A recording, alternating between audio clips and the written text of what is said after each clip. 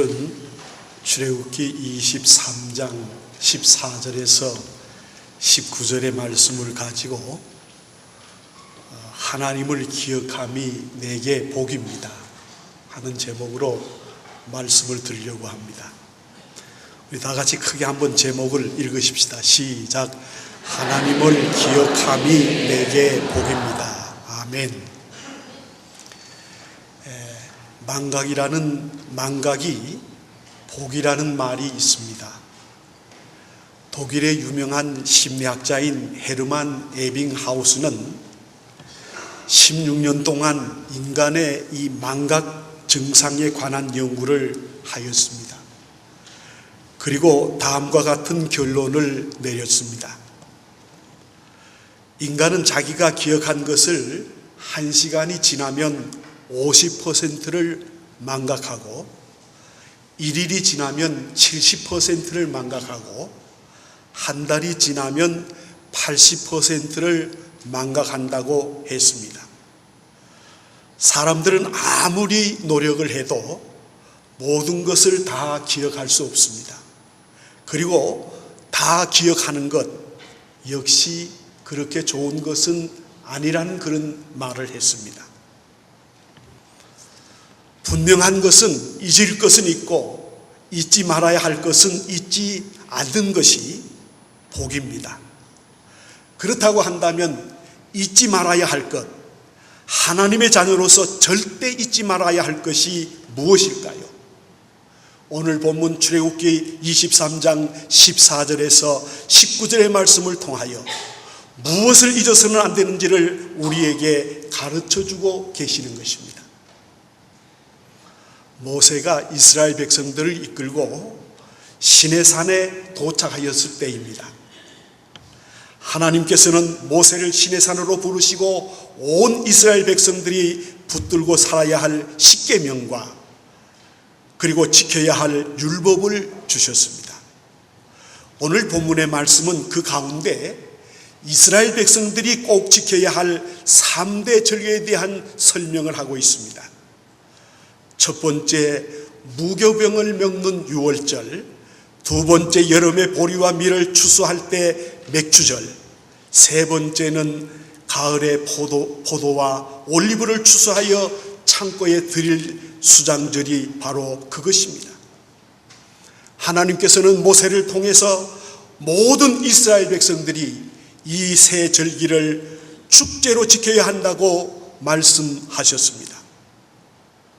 그렇게 하신 이유가 무엇입니까?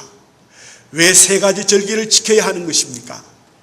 맥주절에 대해서만 생각해 보아도 그렇습니다. 추수의 계절이라고 할 수 있는 가을에 이스라엘 백성들은 수장절을 지킵니다. 그러기에 굳이 여름에 맥주절을 안 지켜도 될 것 같습니다. 같은 추수에 대한 감사이니까 가을에 있는 수장절에 보리 추수에 대한 감사도 함께 드려도 되지 않냐는 것입니다. 중복되어 보이는 절기임에도 불구하고 하나님은 맥주절 역시 반드시 지키라고 오늘 본문을 통해서 강조하고 있는 것입니다. 그 이유는 맥주절에 드리는 제물은 천열매이기 때문입니다. 하나님은 언제나 첫 번째 것 천열매를 기뻐하십니다. 사랑하는 여러분, 하나님께서 이스라엘 백성들에게 천열매를 강조하시면서 요구하시는 이유가 무엇입니까? 그것은 바로 하나님의 백성들의 삶 전체가 하나님을 향한 감사이기를 원하셔서인 것입니다. 내 인생은 감사뿐입니다. 나는 매일 하나님께 감사하며 살고 있습니다. 하나님께서 우리에게 듣고 싶은 고백은 바로 이런 고백입니다. 하나님은 우리 사람들이 하나님 앞에 감사하는 것을 원하고 계시고 이런 고백을 듣기를 원하고 계시는 것입니다. 가난해도 감사, 기근이 들어도 감사, 소출이 적어도 감사, 어려운 문제가 다가와도 감사, 우리는 늘 하나님 앞에서 전천후 감사 속에 사는 삶을 하나님은 원하고 계시는 것입니다. 좋을 때만 감사하는 게 아니라 어렵고 힘들고 절망하고 낙심할 때에도 하나님께 감사하는 감사가 하나님이 받으시는 감사인 것입니다. 이것이 바로 절기를 주시며 맥주를 주신 하나님의 마음인 것입니다. 그렇다면 하나님께서 지키라고 말씀하신 이 세 가지 절기를 우리가 좀 더 구체적으로 살펴보겠습니다. 먼저는 유월절입니다. 하나님은 유월절을 통해서 이스라엘 백성들이 감사하기를 원하십니다. 이스라엘 백성들은 애굽의 노예가 되어 바로의 학대를 받으며 살고 있었습니다. 그들에게는 사유재산도 자유도 없었습니다. 출애굽하기 직전에는 벽돌 굽는 일을 하면서 말로 형용할 수 없는 억압과 고통 속에서 그들은 살았습니다. 심지어 가정의 아들이 태어나면 그 아들을 나일강에 수장시켜야 했습니다. 그런 가운데 하나님께서 능력으로 역사해 주셨습니다. 모세를 민족의 지도자로 준비시킨 것입니다. 그리고 모세를 통해서 이스라엘 백성들을 하나님께서 구원시켜 주셨습니다. 이스라엘 백성들을 구원해 주시는 과정 가운데 하나님은 애굽 땅에 10가지의 재앙을 내렸습니다. 그 중에 마지막 재앙이 장자가 죽는 재앙이었는데 누구를 막론하고 어린 양의 피를 문설주에 바른 사람은 그 재앙에서 지나가게 하셨습니다. 바로 그날을 기억하고 감사하는 것이 바로 유월절입니다. 하나님께서는 이스라엘 백성들이 이 절기를 지키도록 명령하셨습니다. 광야에서 나그네로 살 때에 이스라엘 백성들은 갈아입을 옷이 없었습니다. 바꿔 신을 신도 없었습니다. 목이 타들어가는 극심한 갈증을 해결해 줄 우물도 없었습니다. 농사를 지을 수 없기 까닭에 매일매일 내일의 양식을 걱정하며 그들은 살았습니다. 그런 가운데 하나님의 깊으신 역사가 그들 속에 임했습니다. 하나님께서는 그들의 옷이 해지지 않게 하셨고 반석에서 물이 콸콸 솟아오르도록 하셨습니다. 농사를 짓지 않았지만은 굶어서 죽는 사람이 하나도 없었습니다. 아침마다 하나님은 때를 따라서 하늘에서 만나를 내려주셨기 때문에 이스라엘 백성들은 살 수 있었습니다. 이렇게 하나님은 모든 이스라엘 백성들을 먹이시고 입히셨습니다. 그리고 결국에 하나님은 이스라엘 백성들을 가나안 땅으로 들어가게 하셨습니다. 가나안 땅에 도착하였을 때 이스라엘 백성들은 농사 지을 땅을 얻게 되었습니다. 자기 손으로 씨를 뿌릴 수가 있었습니다. 그리고 농작물이 잘 자라도록 하나님은 때를 따라서 물과 바람과 햇빛을 그들에게 허락해 주셨습니다. 이 모든 것이 하나님의 은혜였습니다. 여러분, 그래서 이스라엘 백성들은 수장절을 지키며 하나님 앞에 감사하고 또 감사했습니다. 하나님께서는 이스라엘 백성들이 맥주절을 지키도록 강력하게 명령하셨습니다. 물론 가을에 추수하며 감사하는 수장절이 있습니다. 그러나 하나님은 유월절과 수장절 사이에 맥주절을 지키게 했습니다. 오늘의 한국교회는 왜 2번씩 절기를 지키느냐고 항의하는 사람들이 있어요. 그러나 여러분, 분명히 성경의 깊은 뜻을 알아야 합니다. 하나님은 맥주절을 통해서 우리에게 귀한 축복을 주시기 위해서 이 절기를 지키라고 말씀하시는 것입니다. 그것은 단순히 추수에 대한 감사를 의미하는 것이 아닙니다. 이보다 더 중요한 의미는 유월절을 지킴으로 말미암아 하나님을 기억하라는 것입니다. 1년 365일 하나님을 기억하라는 것입니다. 그리고 하나님께 감사하라는 것입니다. 사람들은 유월절을 지나며 하나님의 은혜에 감사합니다. 사람들은 가을에 추수하며 하나님의 은혜에 감사합니다. 그러다가 시간이 지나면 다시 하나님의 은혜를 까마득히 잊어버립니다. 사랑하는 우리 성도 여러분, 1년 365일 살아가면서 어느 순간도 하나님을 잊지 말자는 것입니다. 1년 내내 하나님의 은혜를 기억하고 하나님의 손길을 기억하고 하나님이 나와 함께 하심을, 동행하심을 기억하고 하나님의 임재하심을 기억하고 감사하는 것, 이것이 바로 맥주절을 지키게 하신 하나님의 첫 번째 뜻입니다. 두 번째 하나님의 유월절의 뜻은 무엇입니까? 그것은 바로 계속해서 복을 주시고 일하실 하나님을 바라보며 기도하라는 것입니다. 성도 여러분, 우리가 믿는 하나님은 누구십니까? 하나님은 우리에게 생명을 주시는 분이시고 일터를 주시는 분이시고 모든 복의 근원이 되십니다. 우리는 그 하나님의 은혜를 기억하며 또 부어주실 복을 기대하면서 살아야 하는 것입니다. 하나님은 하나님의 자녀들에게 복 주시기를 원한다고 신명기서에 말씀하고 있습니다. 여러분, 하나님 앞에 바로 살게 되면, 말씀대로 살게 되면 복받게 되어 있습니다. 왜냐하면 하나님은 우리 사랑하는 성도들에게, 하나님의 자녀들에게 복 주시기를 지금 원하시고 계세요. 기다리시고 계세요. 이 말은 무슨 말이냐 하면 하나님은 이미 복을 준비하시고 복을 받을 수 있는 그릇에게 복을 주신다는 말씀이에요.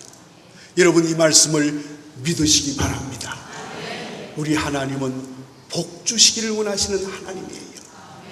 따라하십시다. 하나님은 복 주시기를 원하시는 하나님이시다. 하나님이 복을 준비하고 기다리세요. 사람들은 대부분 눈에 보이는 것을 전부로 아는 경향이 대단히 강합니다. 그래서 언제나 얻게 되는 물질에 눈이 팔려서 그 물질을 주신 보이지 않는 하나님을 잊어버려요. 이거 잘못된 겁니다. 여러분, 저는 늘 그렇게 고백합니다. 하나님이 계시지 않는다고 하면 저는 아마 멋있게 이 세상을 살 거예요. 신나게 살 거예요. 저는 제일 무서운 분이 하나님이세요. 하나님.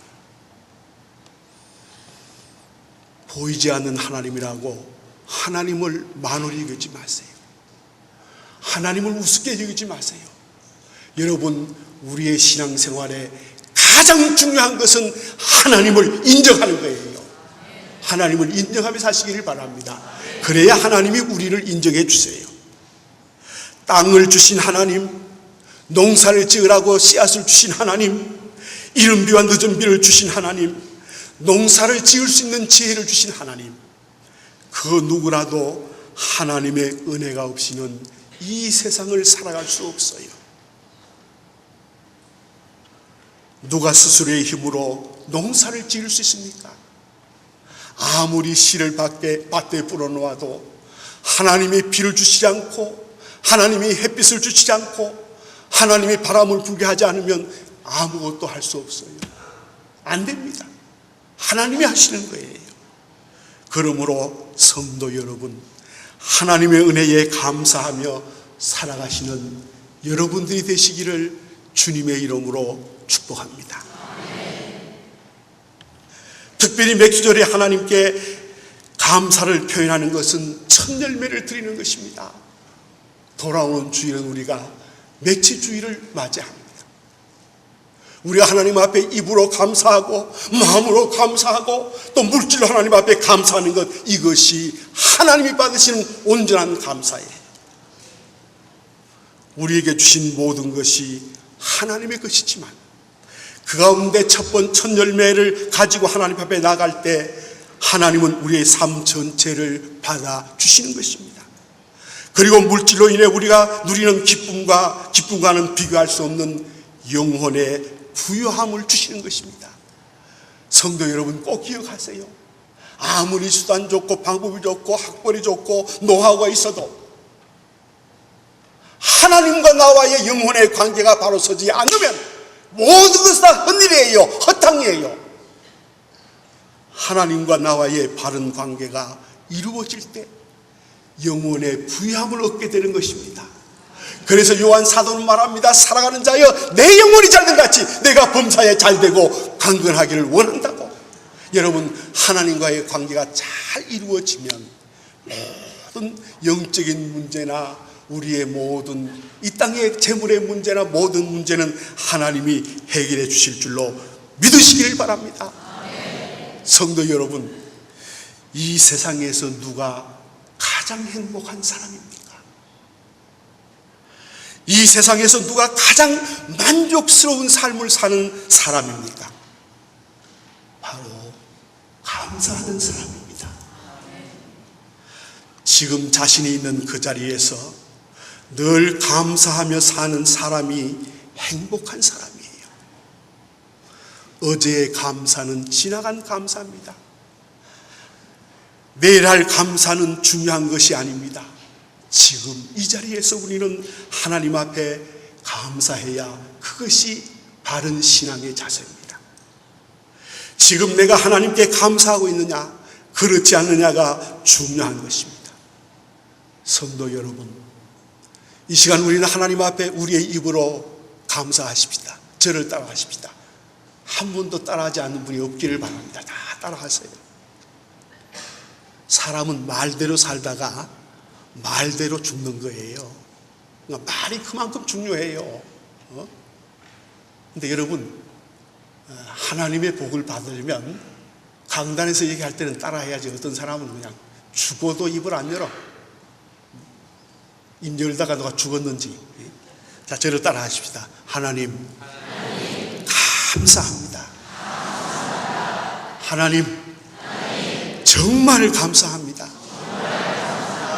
하나님, 아무리 생각해봐도 감사합니다. 이것이 여러분 하나님 앞에 드리는 여러분의 신앙 고백이 되시기를 축복합니다. 다시 말해서 현재의 의미와 가치를 아는 사람은 이미 최고의 선물을 받은 사람이에요. 여러분, 지금이 중요한 거예요. 지나간 과거가 중요한 게 아니에요. 앞으로 다가올 미래는 우리는 알 수 없습니다. 지금 이 시간이 중요한 거예요. 최고의 선물이에요. 반대로 현재의 소중함을 모르는 사람은 자신에게 가장 귀한 선물을 놓친 불쌍한 사람입니다. 그렇다면 사랑하는 성도 여러분, 현재 여러분은 감사하고 사십니까? 지금 이 시간 여러분은 하나님을 기억하며 살고 있습니다. 여러분, 감사한다는 것은 다른 말로 표현하면 하나님을 기억한다는 거예요. 그래서 감사는 하나님을 기억하는 것서부터 시작이 됩니다. 하나님께서 행하신 일을 기억하는 것서부터 진정한 감사가 시작되는 거예요. 하나님을 기억하는 사람, 하나님을 늘 생각하는 사람, 하나님을 늘 바라보는 사람, 이런 사람이 감사가 시작되는 사람이에요. 하나님을 기억하는 사람은 감사가 있습니다. 여러분, 감사가 없다면 하나님을 기억하지 못합니다. 내가 왕이에요. 반대로 하나님을 잊어버린 사람은 감사가 없습니다. 그래서 시편 기자는 노래합니다. 시편 103편 3절에서 5절에 이렇게 노래합니다. 우리 함께 이 노래를 하십시다. 시작. 내 영혼아 여호와를 송축하며 그의 모든 은택을 잊지 말지어다. 그가 내 모든 죄악을 수하시고 내 생명을 파멸해서 속량하시고 인자와 긍휼로 관을 세우시며 좋은 것으로 내 소원을 만족하게 하사 내 청춘을 독수리같이 새롭게 하시는 도다. 아멘. 성도 여러분, 여러분은 어떤 하나님의 은혜를 경험하셨습니까? 또 어떻게 하나님을 감사하며 살고 있습니까? 지금 이 순간 감사가 여러분의 심령 가운데 충만하기를 바랍니다. 여러분의 심령 가운데 하나님으로 충만하시기를 바랍니다. 이렇게 감사로 인생을 채우는 사람들에게는 하나님은 더 큰 감사의 제목을 주신다고 했어요. 그 감사의 제목을 우리 함께 이 시간 잠언서 3장 10절을 읽으십시다. 그리하면 내 창고가 가득히 차고 내 포도주 틀에 새 포도주가 접이 넘치리라. 아멘. 감사하면 창고가 가득 찬다고 그랬어요. 감사하면 포도주 틀에 새 포도주가 넘친다고 그랬어요. 이것이 복이에요. 감사로 인생을 채우는 사람들에게 하나님은 영혼의 창고뿐만 아니라 육신의 창고도 풍성하게 넉넉하게 차고 넘치도록 채워주실 줄로 약속을 하셨습니다. 이것이 바로 우리를 향한 하나님의 마음이심을 여러분 믿으시기를 바랍니다. 감사로 인생을 채우는 사람에게 하나님은 평강을 주시겠다고 말씀했습니다. 여러분, 이 세상에서 가장 큰 축복은 평안의 축복이에요. 평안의 축복. 아무리 많은 재산을 가지고 세상의 모든 것 다 소유해서도 마음의 편안이 없으면 그건 철저한 불행이에요. 그래서 찬송가에 이런 찬송이 있지 않습니까? 나의 마음속이 늘 편안해, 나의 마음속이 늘 편안해, 악한 죄의 파도가 많으나 마음이 편안하다고. 여러분, 이 편안을 누리시기를 바랍니다. 골로새서 3장 15절에 귀한 말씀이 있습니다. 이 말씀을 읽으면서 여러분, 이 시간 여러분 심령 속에 편안히 출렁거리시기를 주님의 이름으로 축복하면서 이 말씀을 읽으십시다. 시작. 그리스도의 평강이 너희 마음을 짱하게 하라. 너희는 평강을 위하여 한 몸으로 부르심을 받았나니 너희는 또한 감사하는 자가 되라. 아멘. 무슨 말입니까? 감사하는 자에게 편안이 있다고 그랬어요. 왜? 하나님을 기억하는 자에게 하나님은 편안을 주신다고 그랬어요. 하나님을 생각하는 자, 늘 하나님 앞에서 사는 사람, 코람되어 내가 어떤 일을 할 때 하나님이 이 문제를 어떻게 보실까? 하나님을 어떻게 생각하실까? 하나님께 관심을 가져야 돼요. 여러분, 요셉은 보디발의 아내의 유혹이 있었을 때 요셉의 상황으로 보면 얼마든지 100명의 남자가 그 유혹에 다 넘어갈 수 있습니다. 박 목사도 아마 요셉의 환경이었다면 넘어갈 거예요. 그런데 요셉은 이렇게 말했습니다. 내가 어떻게 하나님 앞에서 죄를 짓겠느냐고. 하나님이 나를 보고 계시는데 내가 어떻게 하나님 앞에서 죄를 짓겠느냐고 하면서 웃도리를 벗어 던지고 달려나왔어요. 그 다음에 어떻게 되었습니까? 하나님이 그를 높이 들어 총리 대신으로 세우신 거예요. 성도 여러분, 지금 내게 주어진 모든 것이 하나님의 은혜임을 아는 분들은 아멘 하시기 바랍니다. 지금 내가 이 시간까지 있는 것, 이거 다 하나님의 은혜다. 그리고 지금 이 자리에서 하나님 앞에 감사하시기를 바랍니다. 하나님을 기억하십시오.